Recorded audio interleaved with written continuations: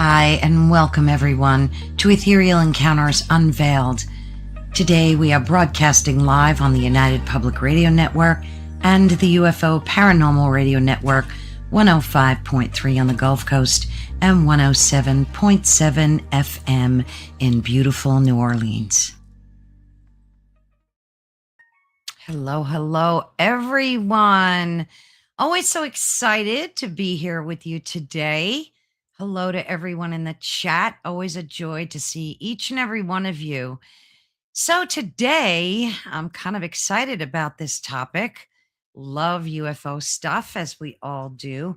And who better to talk about it than with Preston Dennett? So yay, super excited about that.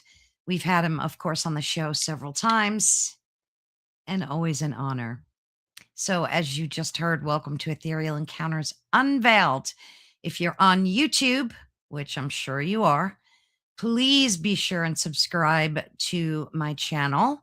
That would mean the world to me if you did. We love the support from you guys. And all it takes is a click. So please be sure to do that. And of course, much thanks to United Public Radio Network and the UFO Paranormal Radio Network, which is available on 105.3 FM on the Gulf Coast and 107.7 FM in New Orleans. And of course, if you're on any social media platform, you can feel free to join us in a chat room to connect with our wonderful guest today. So a little intro so you can kind of get a taste for what we're going to be talking about. We're going to step into a subject that refuses to sit quietly in the corners of culture, especially nowadays. There's so much about disclosure going on, so this is like the perfect topic. For decades, people with no prior interest in UFOs, teachers, pilots, police officers, families, they've all reported, a lot of them have reported encounters that share striking similarities. Humanoid beings described in chilling detail, unexplained periods of missing time, and in some cases, physical evidence left behind. Marks on the ground, electromagnetic interference, and medical after effects, which is really wild, right? There are multiple witnesses describing the same impossible crafts performing maneuvers no known technology can replicate. In his book, Not From Here, Selected UFO Articles, Volume 5, veteran researcher Preston Dennett compiles some of the most compelling cases and reports that go beyond blurry lights in the sky and into close range encounters that challenge our assumptions about reality itself.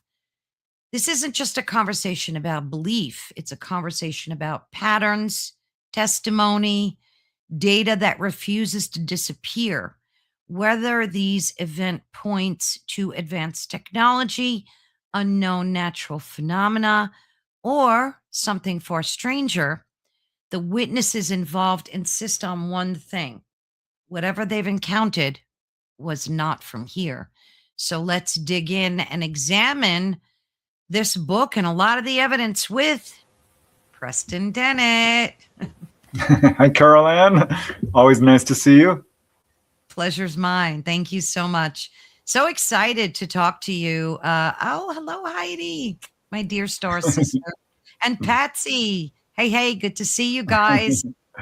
Hello to everybody in the chat. There's so many people because of Preston and his fan base, so I can't say hi to everyone, but hello. We'll let Preston do the helloing too. Hello to everyone. Yes, it's easier that way. I love all of you. Yes, much love. So this book was kind of pretty amazing, like all of your other books. And of course, this is volume 5, right? From in the series. Absolutely, yeah. Each has How does it differ? Well, each has 10 chapters, and they really focus on sort of weird and unusual patterns in UFO research. And honestly, I thought that volume 5 was going to be the last one, but I'm working on volume 6 because I keep finding these amazing patterns. How this one really differs is that the previous 4 books were pretty much completely drawn from articles I had published in various magazines, which Yeah. you really can't find anymore. UFO Universe, it's defunct, but Fate Magazine, UFO Encounters, I mean, there's all kinds of magazines, which most went defunct in the digital age. But these are Oh, these are very hard to find. And one day yeah. I'm like, all my research, half of it, half of the things I've written about were not available. So that was kind of the idea for this whole series. But volume 5, only I think 1 or 2 of these were previously published. So it's pretty much all new information in terms Nice. of, not being published before, I should say. But I draw on a wide variety of sources, connecting with, the other researchers, certainly, Yeah. but the UFO News Clipping Service, God bless Lucius Farish for starting that, because that adds a huge resource tool. Oh, I'll bet. But yeah, all kinds of books. You can see I've got about 1 million books behind me. All the UFO reporting centers, they've been very helpful. So I cast a wide net. And it's funny because I'll be reading along and suddenly I'm like, well, this is a really unusual case. And then I find another.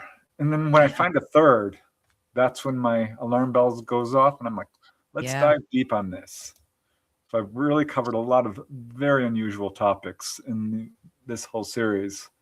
And can I just name a few of them from Of course. from Go the ahead. previous volumes? Like in volume 1 had phone call from an alien. There's been a bunch of cases. Yeah. Or UFOs over graveyards, 20, 30 cases. The alien clown connection, UFOs that hover over mines, that's volume 1. Volume 2 would be alien gifts, people who've gotten actual ET artifacts, or the UFO breathing pool, when people are submerged under this liquid while on board a UFO and made to breathe it. The smell of UFOs. What do UFOs smell like? What do ETs smell like? Book 3, let's see, Ouija board UFO contacts, UFOs over Wow. prison, Bigfoot UFO encounters, people who've received instructions or information on how UFOs operate. Book 4 would be cases where people's car was lifted up off the road and deposited further on down the road. Very strange. That is UFOs strange. UFOs over airports. That's a thing. They're landing, they're hovering, humanoids are being seen. The ET fertilizer connection. Didn't know that was a thing. People who've crashed into UFOs. So those are some people who had physical altercations with ETs. And then we get to book 5, which has 10 different topics like these. I covered one chapter about people who see enormous numbers of UFOs. Not 10, not 20, not 30. We're talking over 100. Not a whole lot of cases, but there's some. Another chapter is about some firsthand CE5 cases I personally investigated. Another that I thought was really important, because I was on Facebook, Carolyn, and somebody really, pissed me off. Yeah. When they said, if UFOs are real, how come no astronomers have seen UFOs? My head exploded. I'm like, what is wrong with you? And so I put a chapter in there of all the really prominent astronomers. And I can tell you there's like hundreds of them. So I just put in like the top 20 who've seen And UFOs. amateur astronomers too. Yeah. Yeah. Another pattern I found, because, I love sitcoms, Friends and, so forth. Friends never covered the UFO topic, but almost every other sitcom did. Some barely touched upon it. Big Bang barely mentioned it. But I Love Lucy did. Married with Children, Leave It to Beaver. So I found about 20, 30, and I didn't get all of them. I missed some major ones. Bob Newhart, I didn't know. Night Court, missed that one. But yeah, there's a whole bunch of sitcoms that have tackled this subject, and how they do it and how they present this is in some ways fascinating and in other ways chilling. Honestly, it's like, ooh. Yeah. The twin connection, twins are a thing when it comes to UFOs. That Yeah. has never really been studied. What is going on here? A lot of twins in the contactee population. So, these are some of the topics. Alien Yeah. names, because ETs have names too, it turns out, just like us. Again, you Wow. don't hear a lot about that. The biggest chapter is warnings, because ETs are constantly warning people, providing information about how we're on the wrong path. So I could have done a book on that, and I've Yeah. always meant to, but each time I try to tackle it, I get so overwhelmed because everyone gets that message. I Yeah. could write a 500-page book. If I have the time, I will. But yeah, people who've been taken on board with their dogs. And my favorite chapter is alien books. People who are taken on board and shown a book. Dolly I've had that. heard of that. Yeah. A number of people have had that. So those are the I think topics. Dolly mentioned that when we were talking to her, right? That she had a book, but she couldn't take it off the ship. Or am I confusing her with somebody else? No, I could have sworn. she sure did. And it's Yeah, I thought so. my favorite case of all of them. It's funny, whenever I start discovering these patterns, I turn to Dolly and I kind of like casually ask her, don't suppose you know anything about people who've levitated, or no, wait, but people who've shrunk down as a result of a UFO encounter? Have you ever dealt with anything like that? And of course, she had this amazing experience where she saw someone get shrunk down. That's a chapter in one of the books. They will Wow. shrink people down. It's crazy. Some of the stuff that you just don't hear about because it's so bizarre, most researchers won't touch them. What language are the books written in? Are there any details on that? Well, generally, it's a kind of a trick question. They're not so much words. Often, it's more pictures and concepts and telepathic and downloading. But it's in your native language, generally speaking. That makes sense. Yeah, which would make sense. They're not quite books as we would think of them. They're in book form. It's really interesting, Caroline, because almost all of the cases, not all, but the vast majority of them describe it the same way, with these books having these kind of, Betty Andreasson, for example, described this almost emerald blue cover with glowing white pages, which is what Betty Hill described. Right. Whitley Strieber said his was covered with jewels and stuff. Dolly's like, mine looked like sapphire, emerald. So these are the kinds of descriptions people give. The pages are not paper; they're glowing white. Oh, Dolly, mine speaks Swedish. English and Anunnaki. And great. Very cool. Very cool.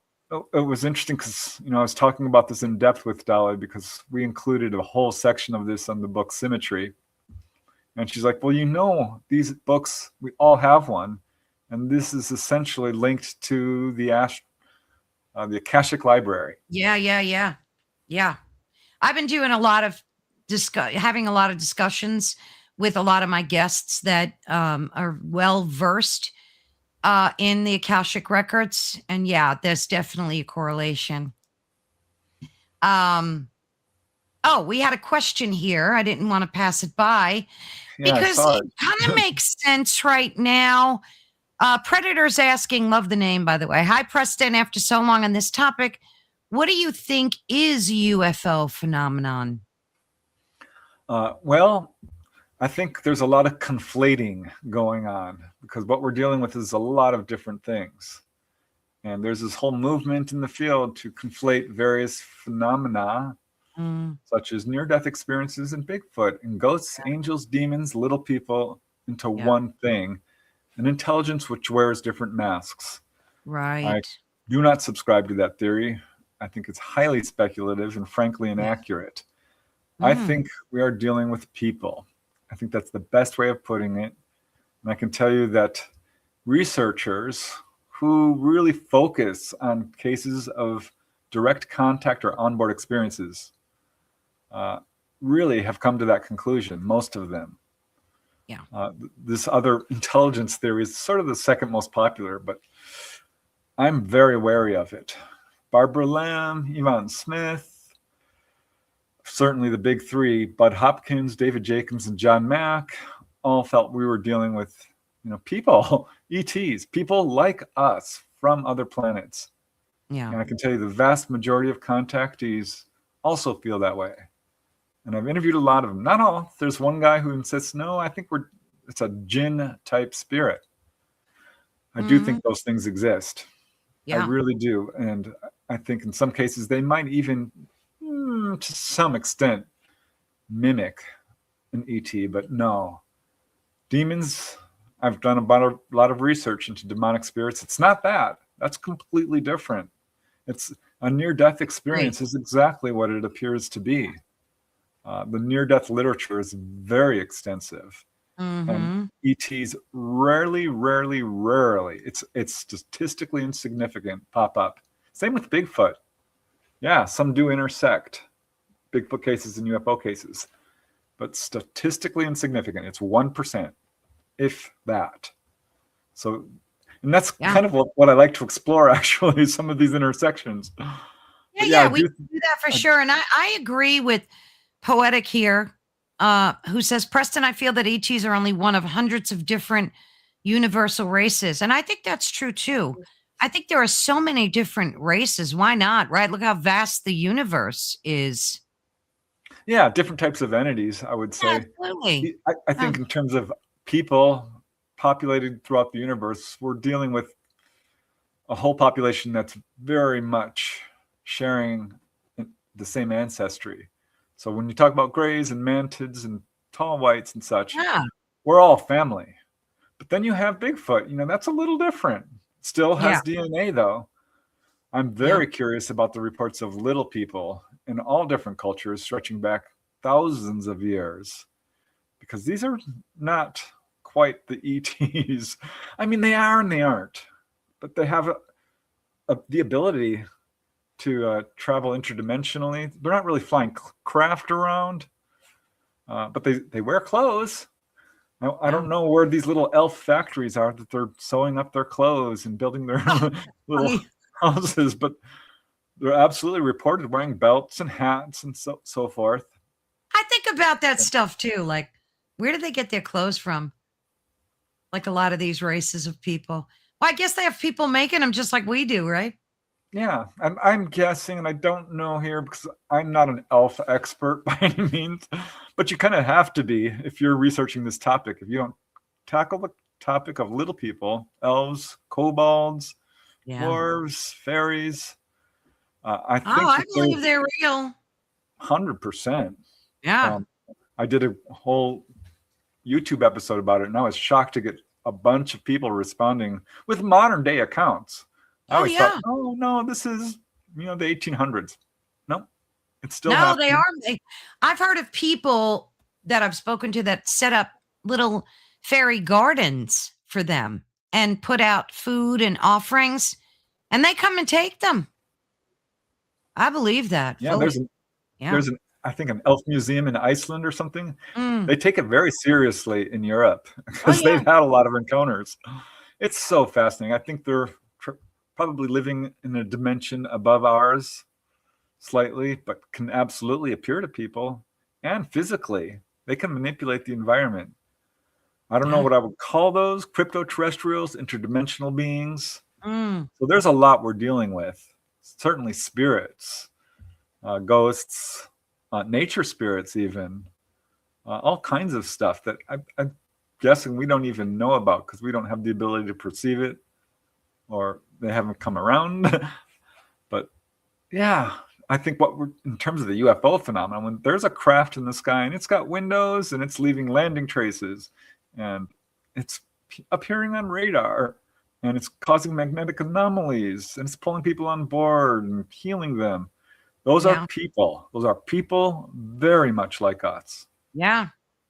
Dunsel wants to know if you're ever going to write a book about little people encounters. You have that in your radar? I do, but I've got about 50 books, and I have a funnel so only one book can come out at a time. Right. And so it's in there. And if I can get enough firsthand unpublished cases, I would love to do that, because I don't really want to rehash. There's so many books being published that are just complete rehashes of things that are already out there. That's a good If point. I could do, finding really interesting patterns to that sort of thing, I would absolutely do a rehash type book, because that's kind of what the Not From Here volumes are. But I have to say a lot of them do include my own cases and very obscure cases. But yeah, I would love to do a Little People book. Yeah, it sounds like fun. So interesting. Yeah. Before we get into your book, I have to ask you this question, because it's such a hot topic. And I mean, the president's talking about it. It's disclosure, and I have to ask your updated opinion. I know we've chatted about that before, but now Trump has made a statement that he is directing his agencies to really start releasing and put them to work, saying, you got to get this information out there. And then you've got all these additional congressional hearings. And then Paulina Luna, whatever her name is, she's got some name. She's been coming out, making these like definitive statements that there are biologics and, things are going to get disclosed. So what say you? Has anything changed from the last time we talked about it?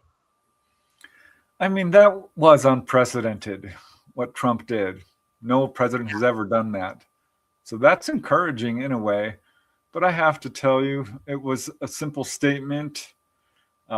He ordered a release or an investigation, rather. Yeah. So will we get anything? I highly doubt it. Yeah. And, I heard someone talking the other day, and he said something that, I've said before, and many researchers have said, but it's worth repeating. Why would we look to somebody who's been lying about this subject forever to tell us the truth? Yeah. Why would we look? Why would we even care? What would be the use of it? So yes, I don't know that we should even pay too much attention to what's going on there, because frankly, I think that they are steering a narrative, telling lies still, very fear-based. It's tightly controlled. It would take an unbelievable revolution, the collapse of a country, to get the truth out. We're not seeing it. No, I'm not holding my breath. Maybe I'm jaded. Maybe we will see something. I agree. I am too. I'm not only jaded, but I'm disgusted. And I kind of agree with this statement from Maggie, like Dolly and Preston have already been validated. Why do we need the government? We need the government to do it because they owe it to us to be honest and truthful. They need to come out and stop disavowing pilots and people in the military and police officers that have already, validated this statement as well. People in high authority. So we owe it. They owe it to us to be honest. But like you said, Preston, the odds of that happening are slim to none. So yeah, well, there's a term called catastrophic disclosure. Yeah. And I had to smile when Dolly kind of turned that on its end and said, I'm all for it. Let's have disclosure. Let's chips fall where they may, heads roll. I don't care. Tell the truth. Yeah. But Dolly said something that, I've said before, and I've heard other people say it. It's catastrophic to cover up the truth. That's right. Catastrophe. That has caused untold damage to all humanity. It's absolutely stopped the progress of this subject. So catastrophic disclosure, that, I snort at that. How dare you? It's like an oxymoron in a sense. But I still think that the government does owe it to its people. But like we said, the odds of it happening are slim to none, but we could hope that they would find a modicum of honesty in their agendas. I don't know. I feel like, sooner or later it's got to happen. There's a saying by Buddha, there's 3 things you can't hide: the sun, the moon, and the truth. Yeah. And I like that. It's true. The truth always floats to the top. I say that Yeah. absolutely sure. So before we dig into some of the cases in your book, because they were amazing, like the Arizona copper mine UFOs, that thing, right? Oh, Cooper. Is it Cooper or Copper? Copper. You had a case where copper mining, right? So before we dig into like individual cases, you said you wanted to talk about I think Bigfoot before and the connection, or Yeah, go right ahead. it's very interesting. I had my own case that sort of led me into the Bigfoot because I started to suspect UFOs, Bigfoot were real, but I knew that would be opening a can of worms. I wasn't ready for it. But I've always been very honest in terms of following the evidence. I will not cover up or ignore, eyewitness testimony, Yeah. no matter how high strangeness it is.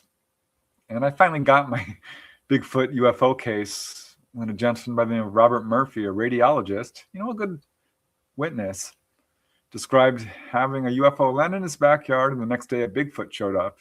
And he Wow. felt 100% these were connected. And I started getting a few other cases. And so I buckled down, started investigating Bigfoot and writing about it. Ended up writing a whole book on Bigfoot. And finally, I'm like, okay, let's look at these cases where they show up at the same time. Yeah. Because there are probably about 50 or 100 of them. Wow, that's that a are lot. well known. Yeah, it is a lot. In comparison to the million documented UFO cases, well, you would never find Yeah. them if you weren't looking for them. Right. But But think of the people that don't make the correlation too. That cases aren't reported that we don't know about. Yeah. Who would you tell? Are you going to tell somebody that you saw Bigfoot coming out of a UFO? They'd lock you up in the loony bin. 100%. So we're Yeah. probably not hearing a good portion of them. Exactly. But these cases do come from all over the world. The researcher, gosh, his name in Pennsylvania, Stan Gordon. Oh, I spoke to him. I had him on my show. Ah, very cool. Yeah, I absolutely. I think he's a tremendous researcher. He's got a bunch of cases of this kind. He was one of the first to Has he been on your show at all? No, I've reached out to him. He said he couldn't do video. Did he do video? He just did audio, but it worked out great. Yeah, well, we're trying to figure out how to do that. So yeah, maybe we'll do that. Yeah, it worked out good. I did it right in StreamYard and it worked out really well. Oh, all right. Yeah. Awesome. Yeah, I like his research. He's very thorough. He's been in this field a long time. He's objective. He still has a hotline number too. Yeah, he's amazing. Yeah. And he uncovered some of these Bigfoot UFO cases. And of course, the prevailing opinion, I think, among people who really just kind of heard about them is that maybe Bigfoot's an ET.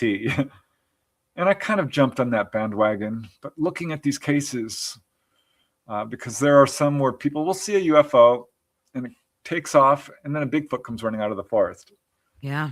So that's weird. Or Bigfoot runs into a UFO lands and a Bigfoot runs to it. There's a couple of cases, Caroline, where people have seen Bigfoot coming out of UFO or walking in direct. Okay, coming out of a UFO. Oh, because I was thinking maybe the UFO opened up a portal and the Bigfoot took advantage of it and entered our timeline. I don't know. That was just the way I kind of reasoned it out, but I didn't know they come right out of a UFO. Wow. In a few scattered cases, there's another case in Colorado I saw where a person walked up to a landed UFO and there were grays and there was a Bigfoot there and it was walking around like it was, one of them. Yeah. So, there's a number of these kinds of cases. Now, if you research Bigfoot, you'll see these accounts go back hundreds of years. Yeah. And there's variations. There's a name for them in every county or country or state. Florida, they call it the skunk ape. Sasquatch up in Canada, we call it Bigfoot. The Almas in China. I mean, you can go all through all the countries and see that these are. He protects them.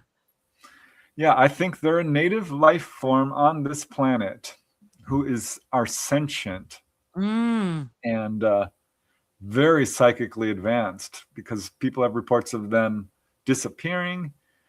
You're not going to find a body because they're partly interdimensional. I think they have the ability to traverse dimensions in a way that only very, very advanced, quote, enlightened masters here on Earth can do, turning invisible and so forth.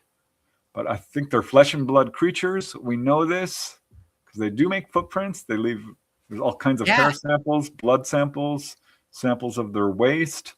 I mean, you name it. There was one called Old Cripplefoot. They knew him because he had a very distinctive tracks. And they followed his tracks for miles. The evidence for Bigfoot is overwhelming. It is. Absolutely. Here's my conclusion when it comes to this connection. I think, and gosh, I'm sorry to all skeptics out there because you're going to think I am out of my mind, but I think this is what's going on. I think Bigfoot are contactees, just like a person would be.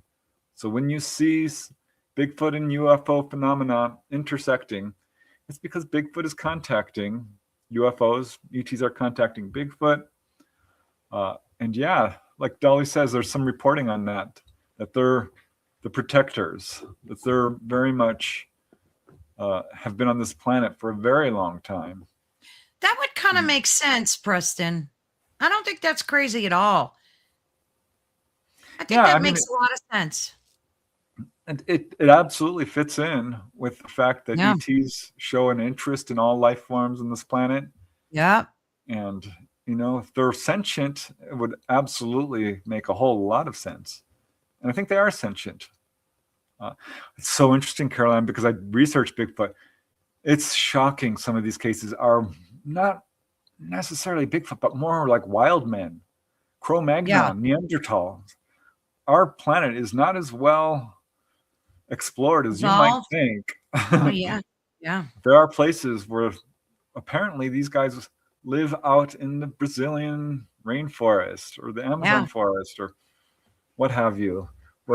There are sightings of pterodactyl flying through the skies. So I mean, why not? Like maybe there are some living, in volcanoes or deep mountains underground. Who knows? I don't doubt that either. I know. I've heard about the pterodactyls. I'm kind of on the fence about that, but because that's just. I mean, that's. I know it seems crazy. To swallow. But I know about the reports. I do wonder about it, and I know that people have been taken on board and seen what amounts to extinct creatures, dinosaur-like creatures and stuff. So maybe some are being let go into our environment. I'll have to ask Dolly about that because she would probably know. But it's certainly interesting. Like the chupacabra. That was a new manifestation. That we don't have historical reports of that. Right. So, and there's not a very strong UFO connection to that either. I'm wondering if that's a government experiment. And it's so interesting because Michelle and I have talked a lot about cryptids and monsters and things like that. They creep me out in the worst way cryptids do. I'm not a fan of them because I've seen some video of them. What are those white ones called that crawl on all fours? Night crawlers? Yeah, kind of like the night crawl. That's like the last thing I'd ever want to see. But it's a possibility that these things do live here underground, or maybe they're coming interdimensionally. I don't know. I don't doubt any of it. I don't. Yeah. A rake says JBW. Yeah. Those are them. Those are nasty. I don't know. I think the reptilians are probably living on this planet underground. And I don't doubt any of it. I don't. When I found out UFOs were real, that kind of broke my whole belief system. So I don't want to doubt things and then find out again I was wrong. Exactly. Like it's good to keep an open perspective about it. And I look at it like this too, especially with the craft and the UFOs. If there are millions of reports out there, they all can't be lying. Exactly. And this is what I tell people. Yeah. People say, what's the best evidence for UFO healings? I got 20 cases that I think would convince any reasonable skeptic and certainly pass a court of law. But the fact is there are 300 that I've been able to document. And it's closer now to 500 it's the huge number of cases that Yeah. present the best incontrovertible evidence that something very profound is happening here. Yeah, I If it read your were- book on that. It was excellent. I mean, there's no denying it. I Yeah. dare you to read that book. Even you can go to Amazon and read just the preview, Yeah. and you get the entire introduction there. You cannot deny it.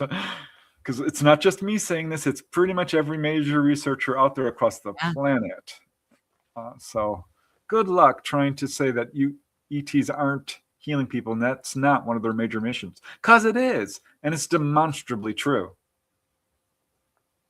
What about the flip side of that coin where, people make the mistake of touching craft and then they get radiation sickness and stuff like that? Do you get a lot of those reports or read them where people are getting burns and sickness from Not a lot. interaction? It's interesting because Thomas Bullard was the first to do a statistical study of onboard experiences. He cataloged some 300 of them. Great work. And figured out the whole pattern that takes place when people are taken on board. And he talked about healings, and he talked about injuries. He said it was really interesting because pretty much all the healings appear to be intentional and all the injuries not. Or accidental? Yeah. Yes. And you can see other reporting on this. And look at it this way. What kind of person doesn't think first when they run up to, a fire or a gorilla on the rampage or some, I'd use that as a I love example, dogs, but I would never randomly run up to one and start petting it first. I just wouldn't do that. Yeah, I'm not sure that's the best analogy. Maybe a fire would be the best analogy. A fire, yeah. Because that's where you do see a number of injuries, is people coming up. I would point to the Stephen McCallick case at Falcon Lake, which is very well authenticated, and the one that a bunch of people bring up, like, look, they're hostile. I'm like, hold on a second. He ran up to this craft. It was really hot. Yeah. And it took off, I think probably to get away from him because he was going to get burned. He did get burned. His coat caught on fire. He had a grid mark on his chest. Didn't he pass away? I think he passed away eventually, right? Yeah. Yeah, but he was very sick from this. Right. His blood count was very he got messed low. up. And doctors, he had radiation poisoning is what it amounted to. Yes. And they could not figure it out. It's like, what happened? Well, we know what happened. He got too close to a landed UFO. Yeah. So I think that's what I had a section on that. MUFON has their investigative handbook rather. And there's a section on physiological effects, and it's titled Medical Injuries from a UFO. Not a single mention of healings. This is what bothers me. There's bias here. I'm sure there is. I'm sure there is. Heidi said she had a phenomenon that she believed was a healing experience with 3 beings. One was as tall, wow, as the ceiling. Geez, Heidi, we're going to have to talk about that one. Yeah, that's amazing. People talk about that. Grays can get really tall. We hear 3'4", 5, 6 foot. They can get 7, 8, 9 foot. Wow. They can get taller than that. And the mantids certainly can get that tall. Yeah, the mantids I heard were tall. Yeah. I've got 2 cases of mantids that are 15 feet tall that I've personally researched. What? Yes. I'll tell you one real brief. Fallon, Illinois, a teacher, daycare worker. I think this was 2006, if I'm correct. Goes out jogging at 3 a.m. in the morning. She loves to jog early in the morning. God bless her. I could never get up that early. But she does it and goes with her dog. And she's jogging down this street near her house, comes upon a T intersection at Kyle Avenue. And there's a street light there. I looked it up. It's all there. Everything she said was there. A water tower, a high school, a cornfield. And sees what she thought looked like a person on stilts walking down the middle of the road. It's a busy road at daytime, but at 3 a.m., nobody's there. Her dog saw it first. The dog stopped, so she stopped, and she's thinking, it's a deer, it's a raccoon. No, it was this guy on stilts goes under the streetlights, and of course it's not a guy. It's a mantid, mottled, gray-brown, very stick-like. Its hands are, kind of like a begging dog is how they describe it. It's got a huge, almost triangular-shaped head with eyes the size of basketballs. These guys are big. And its head is bent down, and it's scanning the ground, taking 6-foot strides, moving much faster than a normal person. And off it went. She ran after it. I'm like, what? She's like, yeah, I wanted to see what it was. She and her dog ran after it just in time to watch it disappear off into the cornfield. So, yeah, a mantid sighting. I did further questioning with her. She is a contactee because she's like, oh, no, this was a one-off. I'm like, well, let's dive deeper. When you were a kid, anything strange happened. Remember that video that went viral of these two stick-like, it looked like they were 15 feet tall, walking through the backyard of some guy, and it looked like they were all legs. They were like, well, it was at night, and the video looked like it was like they were white. And that's what that reminds me of. Who knows? Maybe they were night walkers or some kind of cryptid thing. I don't know. It's kind of a mixed bag. Some people think they were grays. I don't know. It was trippy. I think I've seen that footage. Oh, it was so famous. Yeah, I'm putting it on the back burner because it hasn't really been, maybe 10 cases or something like this, which could, makes me question it. Does it? I question the whole UFO field, but the fact is there's a million cases. You cannot deny it. When something is repeated over and over and over and over and over and over, Bigfoot, ghosts, near-death experiences, little people, all of those are very solidly established. So something like that, I'm not going to say no, but I'm putting it on the back burner until you get better verification. That's good. That's why you're the researcher that you are, because you check everything out. Yeah, I think it behooves us all. It's funny, when I talk about out-of-body experiences, and people are like, you can't prove it.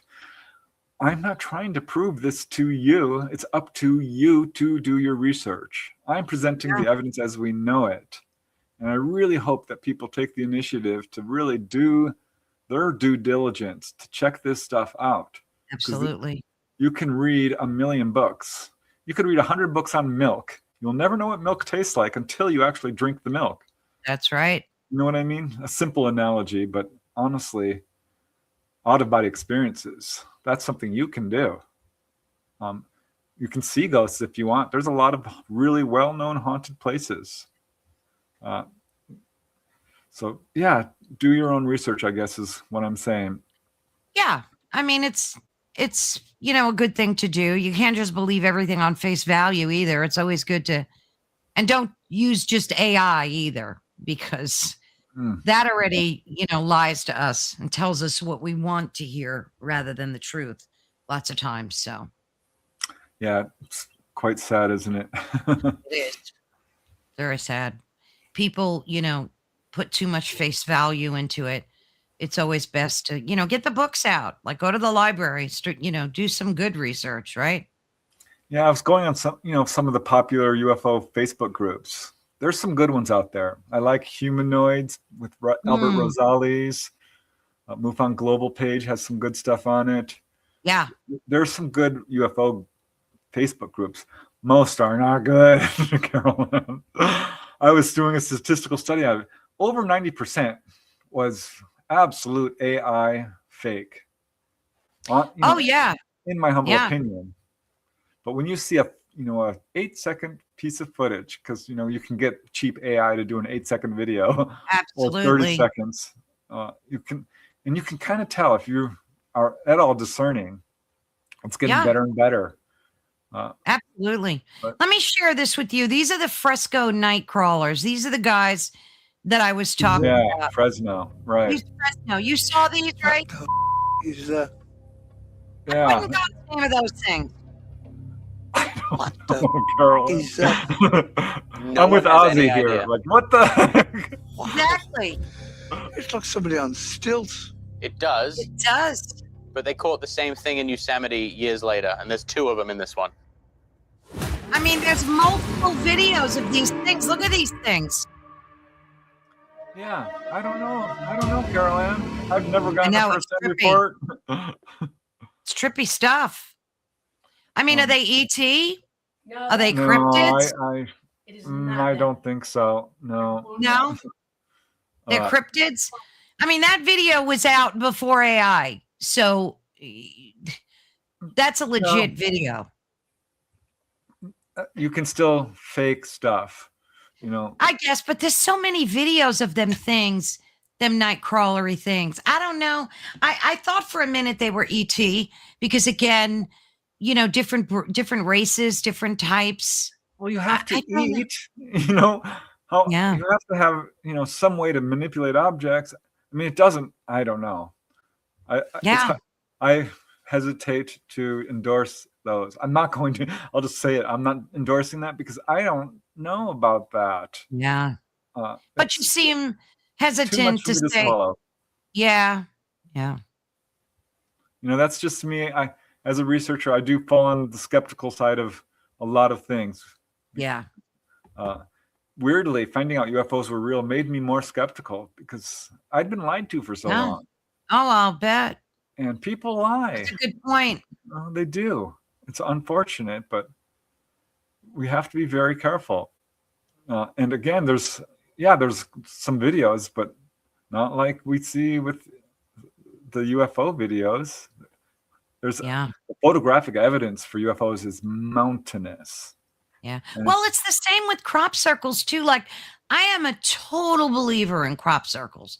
And Me too. my personal belief, I think that ET is making them as some type of communication, warnings, all of the above. I mean, or they're coming from ET that lives underneath the core of the earth or at the I don't know. I don't think that. I really think they're ET. I don't think humans are making them. They're too sophisticated for humans to be making them. I don't know. There's a lot out there that, you know. Yeah. Well, I I've believe. dived deep into that, crop circles. I haven't been and visiting them, not that deep. Barbara Lamb, she did a whole book on it. She went Yeah. there yearly. Colin Andrews. Yeah, they Is feel this- energy when they're there. They pick up like a source of energy when they walk into them. Oh, they're real. It's They not are Doug and real. Dave. Yeah. You know, remember those two chaps, old guys in England, like Doug and Dave? It's us. You know, we've been doing it. I'm afraid It's not. You haven't been in Australia and Canada. You weren't in Illinois and upstate Exactly. New York. And Great point. I mean, it's a global phenomena. It's truly a global thing. and Dr. Levengood was a scientist who bravely stepped forward and did scientific objective research on it and showed that Exactly. the nodes were expanded Yes. and busted, and you can instantly tell a genuine crop circle from a fake one by Yeah. putting them under an electron microscope. And frankly, you can tell pretty easily if you're an expert because they're woven, they're Yes. swirled. Exactly. It's not hard to make Preston. one. And you No, can make but it- the intricacies and the messages that have been in there, and I saw that one that Herb is talking about. They show a video of these two orbs and making it, and again, way before AI video was out. Just looks so legit, Preston. I don't know. I Yeah. think they're from ET, but that's me. I feel Yeah, it. That they are. today's videos, it's such a shame we have AI. I mean, it has Sad. wonderful uses, don't get me wrong. I use it in art for my videos. I don't use it for writing, but you know, can be helpful in research to an extent as long as you verify everything. But these videos are driving me crazy. Me too. Me too. That's why I love the It older pisses me off. photographic evidence. Yeah. But yeah, the crop circles are so beautiful, so clearly Oh, meaningful. I love them. When I see not that I've ever been to one, I hope someday too before I leave the planet. When I see a crop circle, and I've watched hundreds of them, there's something so magical about them, and I just feel so connected to them on an ethereal level, and I just know that there's messages, warnings, signal. There's something from ET. Yeah, I just put that up. That is so true.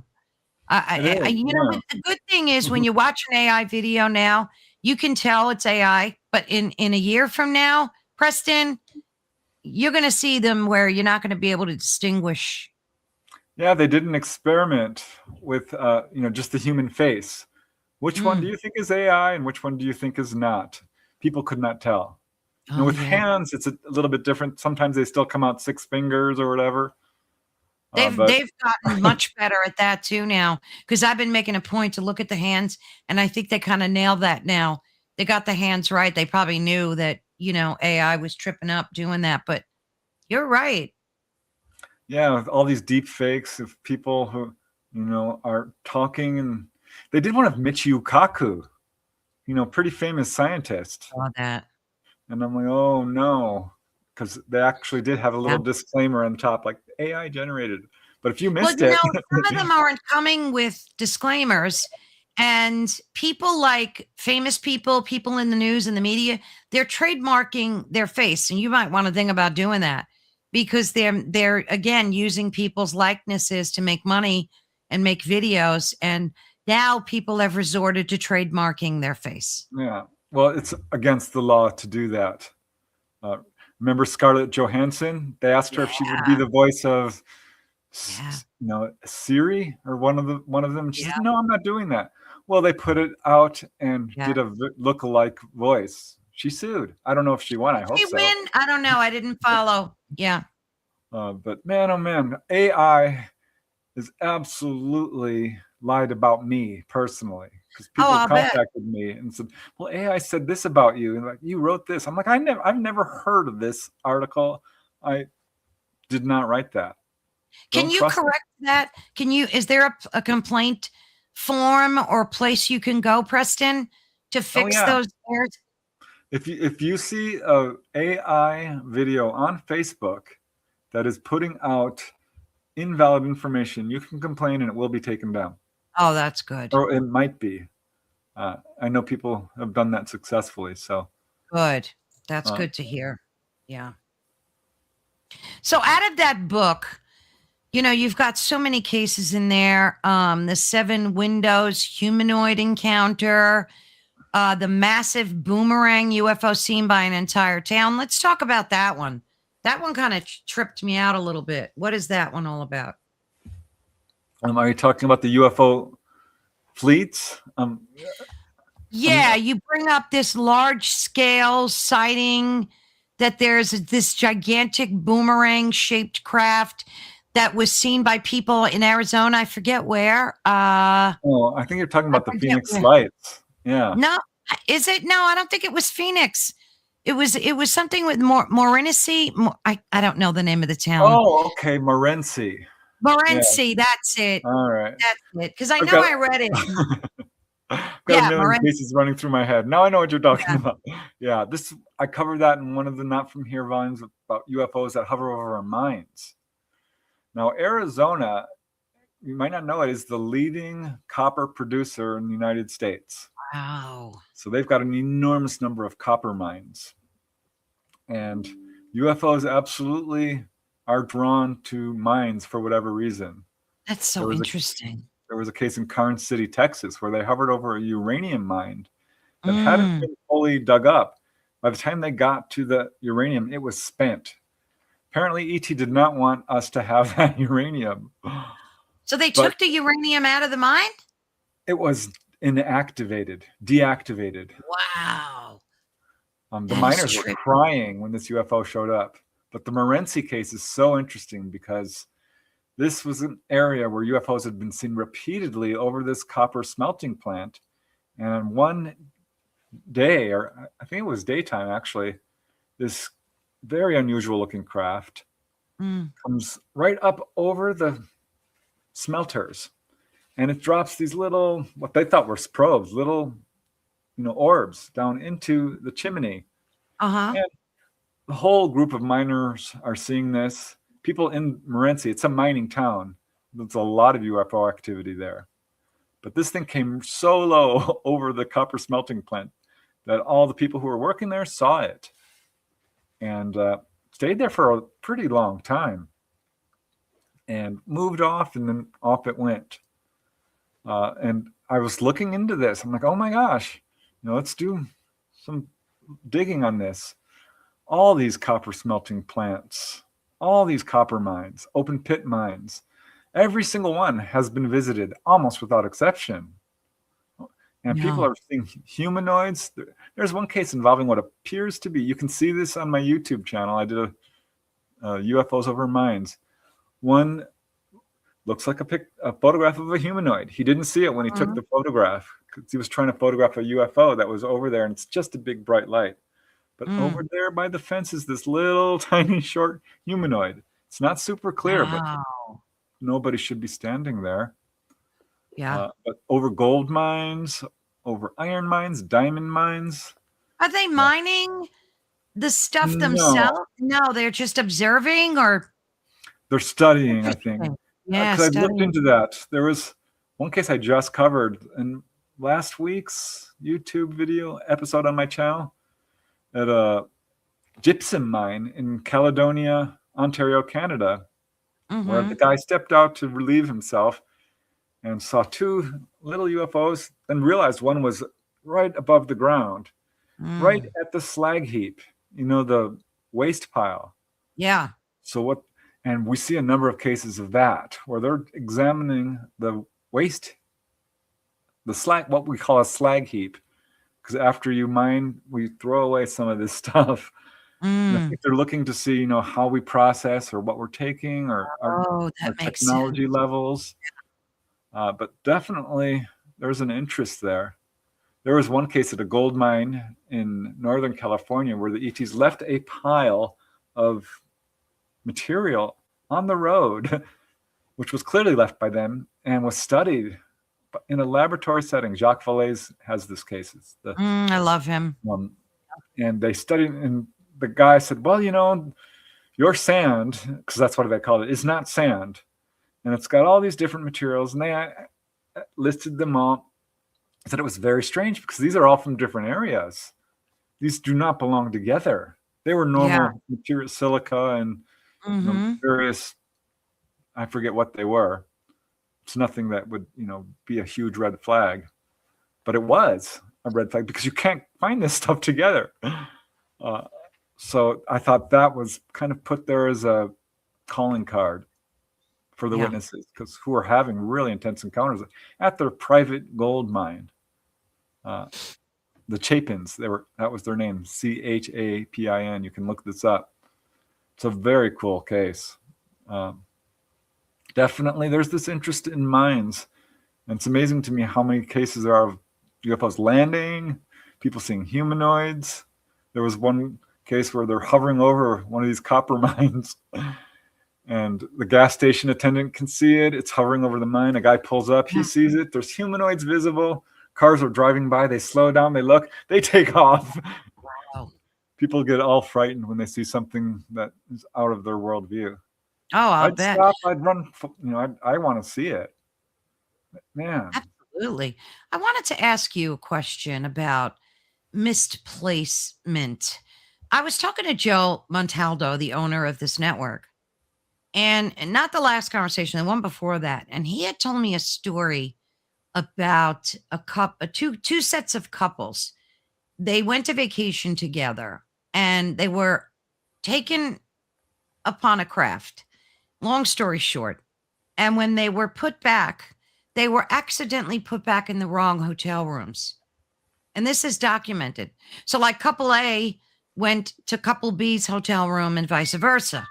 Do you get cases like that where people are put back in the wrong spots? Yeah, absolutely. It's not super common, but it's certainly not what I would call uncommon. People will be put back into the wrong beds. I had a case personally where a guy, he will not get in the car unless he's driving. And he's driving with his friend along the 5 freeway late at night, Central Valley in California. And they see this UFO, and he's like, Preston, this thing felt alive to me. It felt like this craft was alive. One of the first reports I have of that, because now we know, of course, they are. Yeah. and he had vague recollections of being pulled out. This beam of light came out and hit their car. Wow. And next thing they know, they're much farther ahead on the road. And he's no longer driving. His friend is driving. So See, is that's that yeah. Now my question is this intentional or is it not? I think probably it is. Maybe they're in a rush and it doesn't really matter to them, but they're on top of things. They know, not accidental. Yeah. Dolly is just saying, yeah, for those listening, that it's not accidental. They were making a point to those people to remember. Remember what? You mean the incident? Like to remember that? Yeah. Wow. Exactly. There were people who have been placed, more than a few miles away from where they were taken. And here's a really good example of this. People will be put back in their beds with their head facing the foot of the bed and their feet on the pillow. So you wake up and you're like, imagine? What just happened? Right out. Yeah. You might roll around in bed and tangle yourself up in the blankets, but you're not likely to. No. You're not likely to flip yourself from top to bottom. It's a really, really good way to give you just enough information to really make you think. And because they don't want to scare people. That's the last thing they want to do. But there are a few cases where they will drop people outside of their house. And I had that in Louisiana. The guy couldn't get in. Thankfully, he was a kid and he knew how to jimmy open the glass door. He was covered with mud. He had slipped and fell. He cleaned himself in the pool, which got all muddy, and then crept back in because he couldn't tell his parents. They were strict. Woke up the next morning, and everyone's looking at the pool like, how did the pool get so muddy? And he didn't say anything. But it was absolutely... Dolly telling his story when she was, I think, 5, that she was taken and placed back far away from our home, something like that. Yeah, she said she was being a little bit kind of difficult with the ETs, giving an attitude, and they're like, all right, we're dropping you off. Just not where you want, right? Yeah, and not in her clothes that she had put on. Oh, my goodness. But yeah, I mean, there's a number of cases of this, which I think is absolutely a calling card. Yeah. I was being honest. She's a riot. She's being honest, right? She's being honest. She wasn't being a good girl. She wasn't being a good girl. Funny. Yeah, ETs are people too, and they have a sense of humor, and I think that's something that it sounds like it. Yeah, Stan Romanek, his case is very controversial. I think he's legit, but he was put back in his home wearing a woman's nightie, I think. And he had gone to bed with a T-shirt that said, I got abducted and all I got was this stupid T-shirt.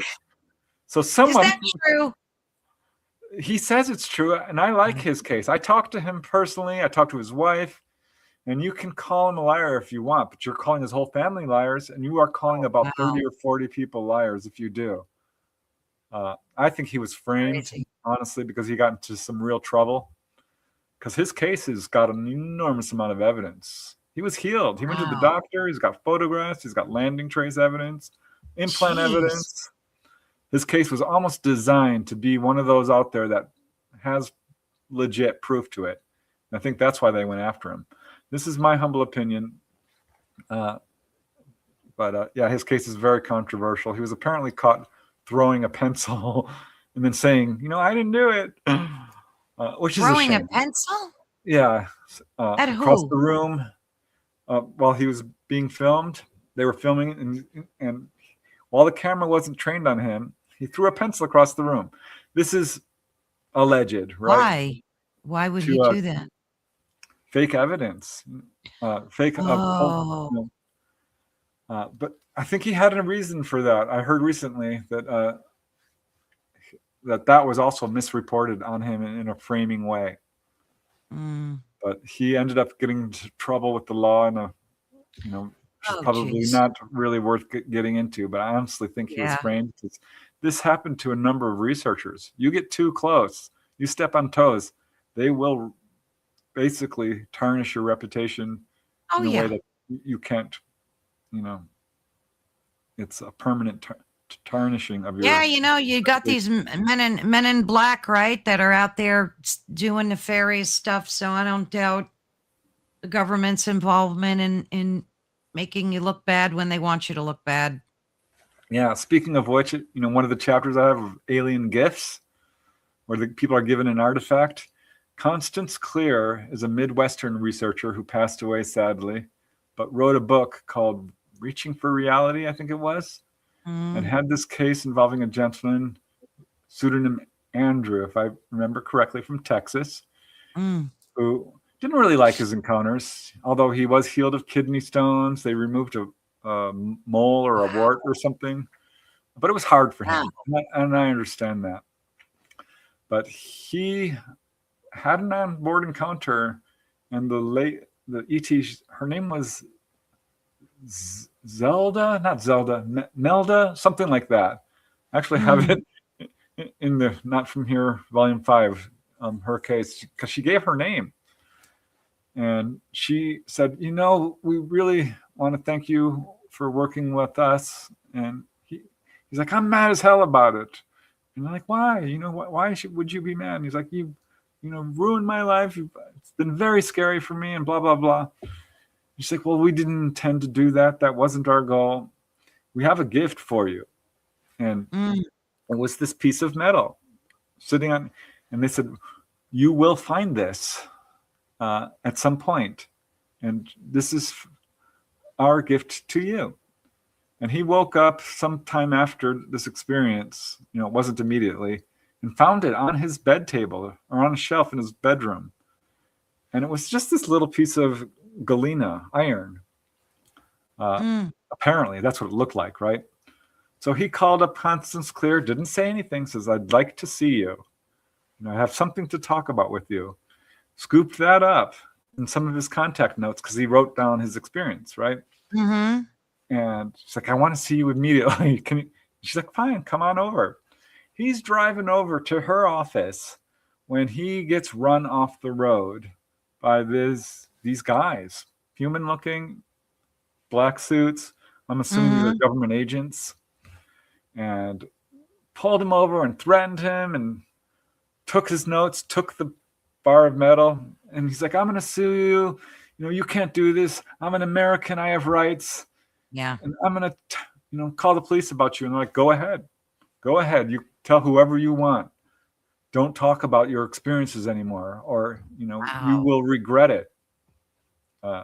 So they took the absolute alien artifact. And of the 20 cases I found where people have gotten alien artifacts, most of them had it stolen from them. Terrible. Have you ever had any negative encounters since you've been a ufologist where, you felt followed or told to not release information, or just something trippy that kind of set you wrong? Like a little bit. It's nothing that I would, call absolute harassment. Well, actually, I'll back up on that because early on I did. Yeah. Way. Tell us about that.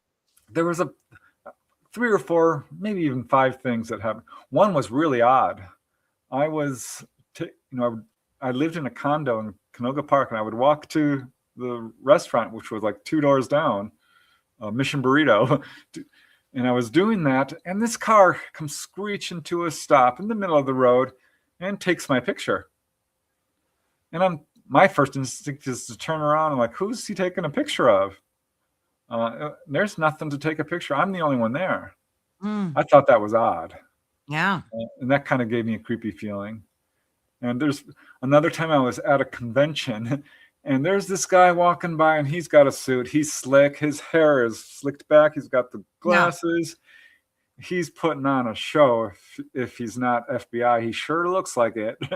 He's very tall, and comes walking up to me and kind of lifts his glasses like, so, hey, what do you got cooking, in the cooker? What are you putting out?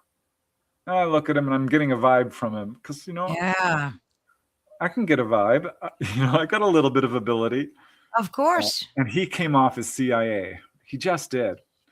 And I just looked at him and I smiled and I said, everything I publish, I make available to all the public. So you can read about it when it's ready. That was a good answer. And another guy, same thing. This guy's sitting in the audience. He's looking CIA and attacks me. Literally, when I'm talking about UFOs over Topanga and cars being followed and a car was lifted up and so forth and landings and the whole deal. And he interrupts me and actually stands up and starts kind of shouting almost, saying this is just weather phenomena. You're not an objective researcher. You don't know what you're talking about. Weather can cause this. And I said, sit down. Weather does not, lift a car up in the sky. Weather does not take a person missing from the room. Weather, and I got a whole clapping from the audience because I'm not going to tolerate that. If you want to, talk to me, talk to me, but don't interrupt. Absolutely. That's rude. The worst one. Just rude. There's two other things. I was in a condo that was a secure building, a locked building with a locked mailbox. And there was no internet. It was just coming out. So I was sending out manuscripts through snail mail. And when I say sending out manuscripts, 40, 50, I sent out UFOs over Topanga to 60 different publishers before someone took it, Llewellyn. And it did really well. But they're so good, Llewellyn. Yeah. They were not receptive. And so I'm sending, articles too. There was a lot of magazines. So I've got 100 pieces of mail at any given time, maybe 50, but a lot. And they kept coming back opened, Carol Ann. That's crazy. My mail was opened, ripped open. And finally, I worked with my sister and we'd go home for lunch because it was real close to work. I'm like, would you do me a favor and open my mailbox and tell me I'm not crazy? And tell me because I would get something pretty much every day. Returned, rejected usually. But she's like, okay. And she opened the mailbox and she pulled out this opened manuscript. She's like, wow, it's opened. I'm like, yeah, I'm having a problem. I'd be interviewing people and tick, tick, tick, voices in the background, static. I was investigating the Topanga Canyon wave and this guy calls me up. I put out my phone number on billboards with a little picture of a UFO. Have you seen me? And this guy calls me up. He's like, are you Preston Dennett? I'm like, yeah. Are you the UFO researcher? Yeah. He said, well, I have a top secret clearance. Yeah. I worked in Vietnam doing satellite mapping. I'll never forget this. I think he did give his name. I did forget that, unfortunately. But he's going on. He went on for about 5 minutes. Like, I'm so great and I'm so smart and I've got such a clearance. I'm like, why are you calling me? Yeah. Says, you need to know that what you're doing is dangerous. What? And I'm like, what do you mean? He says, investigating UFOs could get you hurt. And I'm like, now that's really? a threat. Yeah, that's how I kind of took it. I was actually flattered, honestly. I'm like, yeah, I must be pushing some buttons because I'm ready to die for this. I don't care. I know there's life after death. Come at me. I dare you. I will reincarnate and get your ass. That's kind of, I was very young, mind you. I was, my early to mid 20s at that point. And then he's like, well, you're just barking up the wrong tree. It's not what you think it is. I'm like, it's not. What is it? What is it? If he says, there's no pay dirt in it. That was his next response to, me saying, what is it? I'm like, what do you, and I'm thinking to myself, no pay dirt, then how is it dangerous? If I'm looking into something that there's nothing to it. Point. Yeah. And I was about to, sort of bring that up. I was in college. I had just taken techniques of persuasion, which is all these things that people do to try to convince you of something. Sure. Absolutely. And he was going down the list. I'm like, well, this is interesting. Tick, tick, tick, tick. So I thought that I took that as a threat. I took that as it sounded like one. Yeah. Did anything happen after that, or was that just it? That was it. And that was the worst I've ever had, other than obviously, being followed. I was followed with Dolly. She's dealt with this. Contactees deal with this. Oh, I'll bet. And it was disconcerting to say the least. Scary. Yeah. They followed us to our Airbnb. I'm like, Dolly, I think we're being followed.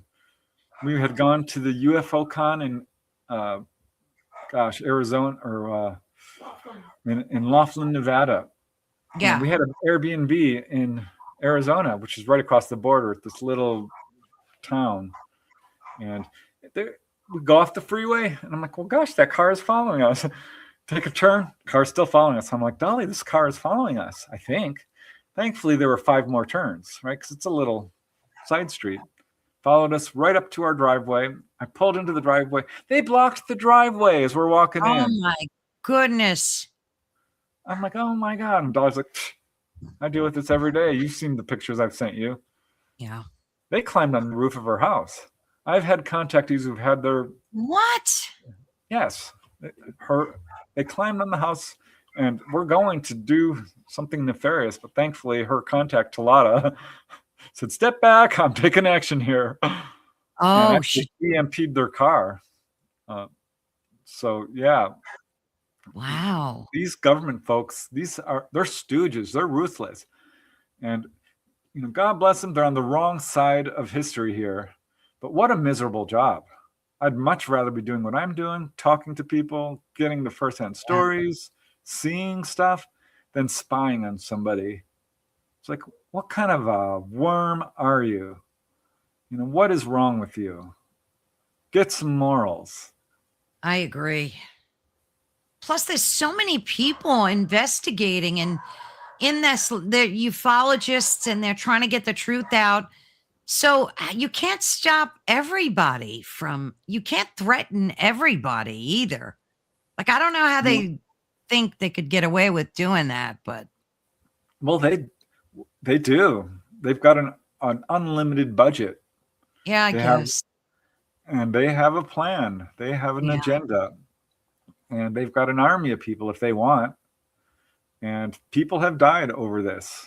Whole families rubbed out. Husbands and wives, military whistleblowers. The real whistleblowers you're not going to hear from, because they're going to be rubbed out unless they're to some extent towing the party line, or basically are threatened, like, you have to say this, you have to do what we're going to tell you to do, or that's it for you. But Leonard Stringfield, I love that man. He's passed on. He was the crash retrieval expert. Had a number of cases where whistleblowers came forth, talked to him, would never talk to him again, got threatened, or were actually killed. Oh my God. What's his name again? Leonard Stringfield. Yeah, a true hero to this field. I love those old style researchers. They were a lot more thorough. They were a lot more objective. Yeah. Jim and Carl Lorenzen, James McDonald, Leo Sprinkle, Jalen Hynek, Walter Webb, David Webb. They were brothers, 2 very prominent researchers. Wow. Did you ever come across a story either told to you privately or one that you researched that you were leery to share with the public, where you were like, I don't know if I really should be releasing this information? Was there anything like that in your experience? Well, somewhat. Certainly, I've interviewed people. I'm like, no, don't. This is not ringing true. I'm not going to release this. But I've interviewed people, and I'm pretty good at questioning people, because I let them talk, and they'll say something like, "Well, I really can't talk about this part. I don't want to. It's personal." I'm like, "Okay, well, why? What is it about it?" And we'll start circling around, and then they're like, "Well, okay, but off the record." And yes, there was one case I published in my book, such a good case, involving this lady who had just tremendous encounters with this gray, who she had a full-on conversation with.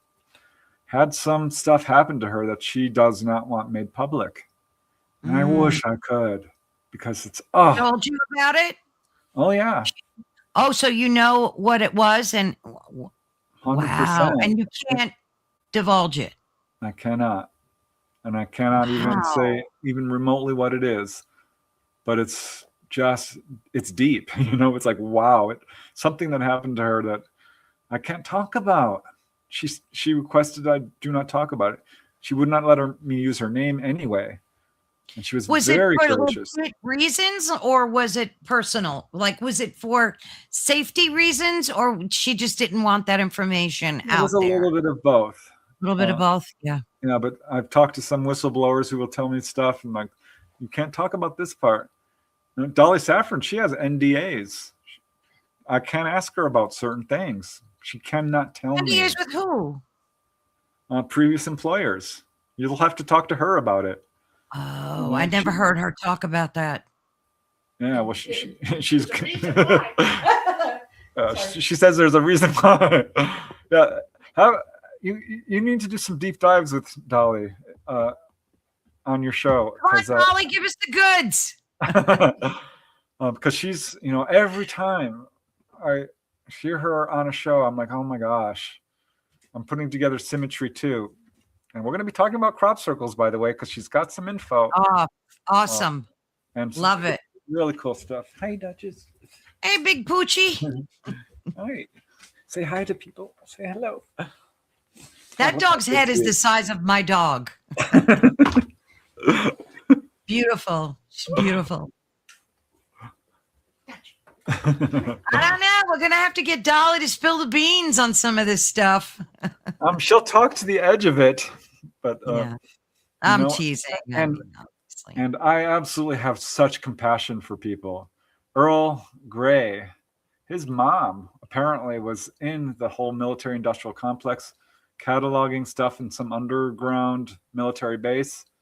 Told him, he recently passed away, God bless him, all this stuff when he was like 3 or 4 years old. And one day he's like, a kid or an adult, and says, Mom, what about all that stuff you told me? And she turned pale white.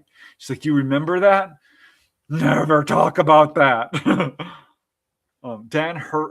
If you haven't interviewed him, Dan Harari, check him out. He's Dan got Harari. He's a publicist in Hollywood who's entered the UFO field. I can get you his contact info. Have you had him on your show? Yeah, he's wonderful. Oh, wow. I'll have to go look at that. His father was also involved in all of this. He and Dolly started talking up a storm because they both have, this in their family. Yeah. Dolly's father was very much. Yeah, she talked about that. Yeah. So, yeah, a lot of these whistleblowers are sitting on stuff they will never be able to talk about. And it's heartbreaking because it is. we deserve to know. You're right. It is heartbreaking. And it also angers me and a lot of everybody else. I mean, it's like I said. It's disappointing. It's heartbreaking. It's frustrating. It's anger producing. It's all of this. And this is what happens when people tell lies or withhold the truth. Yeah. It creates all kinds of distrust. So everything that's coming at the government is 100% deserved. I have very little pity for them. Yeah. I have some because I think there are people in government who are really trying to hard. They are. That's true. But suddenly you find yourself in the lion's den, and you can't. It's very hard to be moral and ethical when you're surrounded by wolves. Oh gosh, snakes. That's so true, Preston. And that's an insult to wolves and snakes. Yeah, it is. I agree. It is an insult to wolves and snakes. I was talking to Joe just yesterday, and was it yesterday or the day before, and he had said that because he has a whole website, ICAR, and they do abductee analysis and so on and so forth. And he said that in his research, the people that get contacted and taken, whatever word you want to use to describe that, are mostly contactees.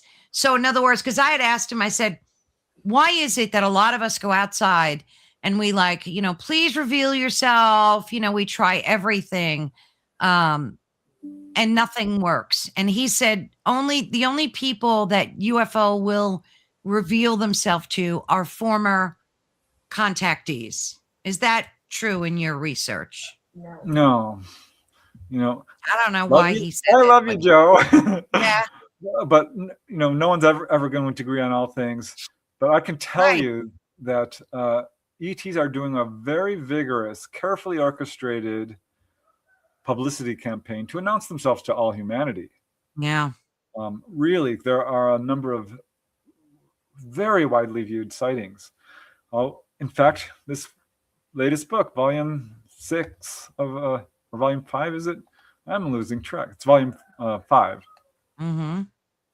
I think, of Not From Here, covers cases that are very widely viewed.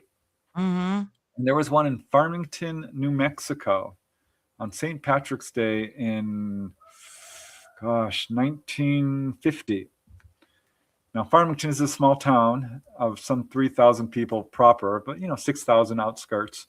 Yeah. Everybody saw this. They're not all contactees. This huge, True. 50, 100 That's craft true. came down and showed themselves. UFOs put on what's called a display. Frank Salisbury wrote the Utah UFO display because in the Wichita Basin of Utah, they were coming down in these waves of sightings. This is what UFO waves are. And if you look at these UFO waves, they're very interesting because it turns out that on the day of the Farmington display, californium, an artificial radioactive element, had just been invented and they were talking about it. If you look at the Topanga Canyon UFO wave, Yeah. the UN was meeting for an Earth Environmental Summit. Oh, so there's like a correlation. Yeah, there was a massive wave over an airbase in Hawaii on Oahu. That was when a whole bunch of nuclear stuff was going on. I heard about that. I heard about The that. French wave of 1954, CERN had just been formed. Ugh. Not Obvious. far away. What about the Phoenix Lights? Was there a so many people saw them, that craft? Was there anything happening at the time with that? I'm a little bit on the other side of the fence with the Phoenix Lights. Because I think what was going on, there was an enormous amount of activity at that time. And this was a false flag operation. There was this article in the MUFON Journal which stated, we have this technology to create holographic displays. I think that's what this was. You think it's that good, the technology, that they could pull something off like that? There was a bunch of reports of people saying they could see the stars through this thing. Oh, well, that's not good. And I always wondered about that. And for a long time, I thought this is a legit craft. But Dolly finally told me one day, it's like, you need to really take a deeper look in this, because if that craft is that large, it would knock down the power out of that whole city. If it was that low. People were describing heard that too, because the mass of it's so big, right? That it would be expected to do. That makes a lot of sense. No, I want to be very careful here because people did see legit stuff. Dr. Lynn Kitai wrote a book about this. She's the go-to gal on the Phoenix Lights, and I adore her. I think that book is amazing. It's a required reading. Bill Hamilton also wrote a book on that case, and I dove deep into it because I wrote UFOs over Arizona. There's some legit stuff going on there, but night, just not the Phoenix Lights. You think that was a hologram? Wow, false flag. I think we need to consider this possibility. Dolly says flat up. I'm telling you, you really need to check that out because that's, what it was. Wow. So, and when she says something, I have to take it seriously because I was taken on board. I met Mama. She proved this is not a matter of belief for me. I had the absolute personal experience of truth, meeting her contacts, seeing the craft. How long ago was that again? I know we talked about that. Did that happen to you? How long ago? It was 2022. Best experience of my life. I mean, it's in the top 10, certainly. Was that when they gave you the liquid to drink, or was that a separate incident? That was it, right? That was it. Yep. It's so cool. I mean, I can't tell you what it felt like to be flying through space. I'm like, oh my God, I'm being taken and I'm going to remember it this time. Because, I had a missing time incident, which I finally unpacked to some degree. Well, And that's I've got a good. lot of memories of being on board, actually. But Wow. that one was amazing because I was full on, clicking to it. But yeah, there's a lot of these cases which we have to take a second look at. Yeah, 'Cause I agree. one I would point to would be the Colares incident in Brazil, where these UFOs were shooting down beams of light and hurting people. And one of the major investigators to that case was killed when he started Oh to my talk about how he goodness. thought this might not be ET, but government. I think that It was a sounds false like flag government. operation. Yeah, it sounds like government. Remember the face peelers of Peru? They Oh, came up with- yeah. Yeah, that was a big No, one. don't believe that. I don't believe that for a second. And if you look at some of the details, like the lady said, well, they were talking Spanish, but it sounded like an American accent or something I along. heard that. And I So- also heard they were on some type of device that was levitating them off the ground, some type of, and it didn't look like alien tech. It looked like a hoverboard kind of thing. Yeah, that sounded like fake news, that whole thing. Michael Schratt, one of my favorite researchers, kind of bowled me over when he's like, well, 85%, 95% of what people have been seeing over the years is not AT. I'm like, no. Let's go down. Because I was told early on 20%. I think it's gone steadily upwards. Now it's pretty much all everything. Yeah, But I agree. yeah, we have to be very careful. And I started We have a looking through all question. these cases. And yeah, Yeah. some are absolutely human. Yeah, I agree. Duncell wants to know, Preston, were you wide awake like you are now when you met Dolly's ET and on board their craft? Yep. Wide Yeah, awake. Dolly said yes, he was. Yeah, I absolutely remembered it. And I remembered it as it was happening. You have dreams, and then you remember, and you're like, oh, I woke up, I remember this dream. Yeah. No, I was actually dreaming when I woke up because I was being pulled. I'm like, what the heck? I'm being pulled through the wall. This is insane. Oh, wow. So you felt yourself being pulled through the wall? Like Yep. physically, did you feel that? Yeah. I mean, it wasn't like I felt any, it wasn't like bam, bam, the wall's all solid. I was pulled, I saw it. And I'm like, what the heck is going on? And then I'm whooshing up through space. And it was a very electric feeling. I'm like, oh my Wow. gosh, I've felt this before. I This know was what's in happening. the day? Was it This at was at night night. or in the, yeah. Well, early morning. Mm. It was very cool. Where was Dolly when that was she home or? She was in Florida, I think, or Georgia. Oh, she wasn't and, even home. No, she was sick. I had And COVID. She had Oh, COVID. geez. Wonderful.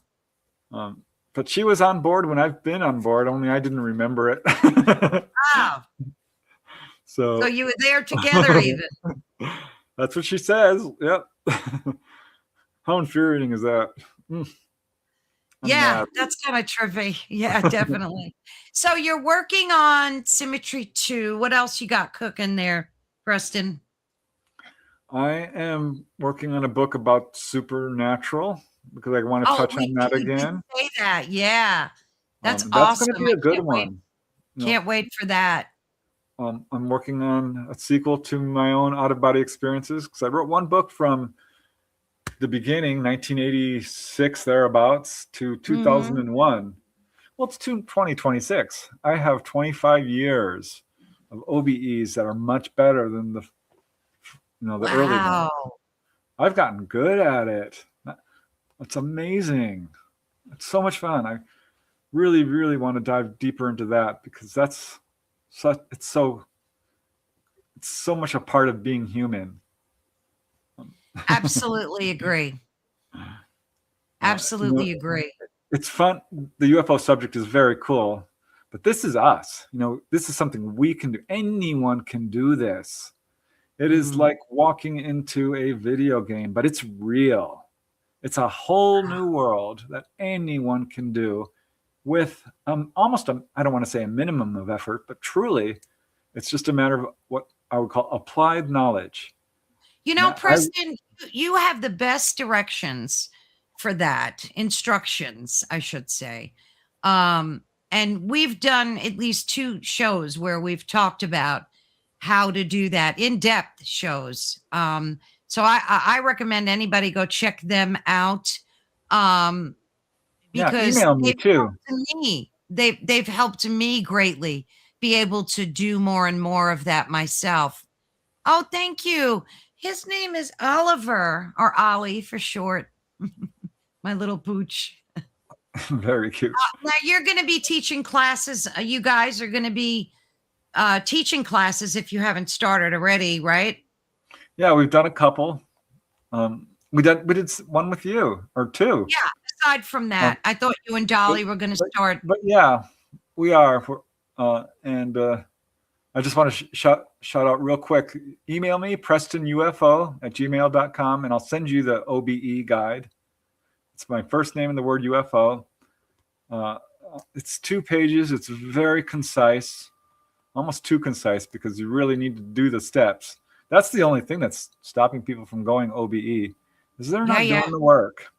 Fear, laziness, skepticism. But honestly, you have to do the work. Totally agree with that. You mentioned one thing that always stood with me, that if you want to test whether or not you're having an experience or not, take your finger and try to put it through a table or a door. And I've had to do that once or twice. So that was so helpful. Yeah, that will only work if you do it at least 3 times a day, every day. Yeah. And it's funny because you really have to ask that question: could I possibly be out of body right now? And then try that. Because that's the thing. It's so real on the other side. Most people never quite realize, oh my gosh, I'm out of body. But you will when that finger goes through the wall and you're like, oh my God. So funny. So trippy. So aside from that, those things, I know you've got a lot of books lined up in your brain. When is Symmetry 2 due out? Do you have an expected ETA? I am aiming for this summer. It's now #1 high priority. Oh, nice. And if I have to, do what I have to do, I am going to get it done. Yeah. Because here's the problem, Carol. On my YouTube channel, I'm it takes me about 40 hours to put out a darn video. Yeah. I'm a little bit of a perfectionist, so I need to either take a break from that and just buckle down and get it done. Devote, which I might do. Just for the next 2 weeks, no episodes. Sorry. If that's what I have to do, I'm going to do it. Yeah. But I'm going to get it done. So I'm so excited about it. Oh, it's a good book. I'm reading it. Amen. I'm polishing it up as I write, because I've learned, do the best you can first time around. And I think it's going to be. Well, book 1 was excellent, Symmetry, and I know that's not going to be the title, Symmetry 2, because we have a special title. Yeah, because you're going to have a special title. Wonderful. Well, thank you so much. I can't believe 2 hours almost flew by already. Of course, we'll have you back. There's so much still to talk about. So many questions left that I didn't get to answer you. So we're going to definitely be doing this again. Preston, thank you so very much. It's always a joy and a privilege to spend time with you. I feel the same way, Caroline. It's always a lot of fun. And I thought this was an amazing show. So it was. We learned a lot. Thank you very much. Thank you, dear. Always a joy. Thank everyone in the chat. Oh, did you have any questions that you stored before we say goodbye? That I don't want to be rude and forget. No, I didn't. It's so hard for me to pay attention to chat. I was so focused on what you were saying. I didn't really. I tried to get to them. Let me just see. Oh, love you too, girl.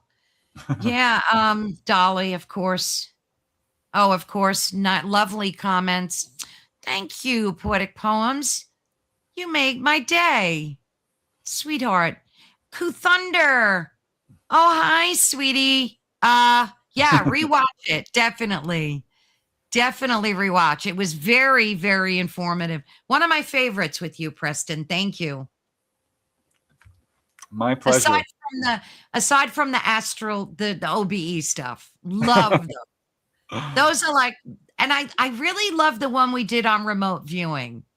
That was a kick butt, right? That was a good one. Are you teaching? I always have class? fun with you. Yeah. Yeah. Class. Yeah. When me and Dolly, Dolly and I come on together, it's like a party. It is like a party. It absolutely friggin' is. I don't know. Maybe we'll have to bring some food next time. All right. All right, sweetie. I will talk to you soon. Take All care, right. Preston. Thanks, Caroline. You too. Bye-bye, dear. Thank you. And thank you so much, everyone in the chat. Again, I read your comments. I'm trying to like glance off. Sorry if we didn't get to all the questions, but you can always email Preston. He's so good about answering questions and just he's always good at being there.